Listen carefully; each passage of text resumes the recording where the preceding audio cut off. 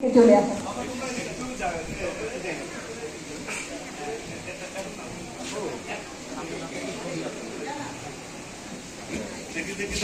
সবাই এদিকে একটু সামনের দিকে, সবাই এদিকে দেখো, একটু সামনের দিকে, একটু সামনে দেখতে হবে, এখন কাটিয়ে না, একটু সামনের দিকে, একটু চালিয়ে যাও, চালিয়ে যাও। Thank you.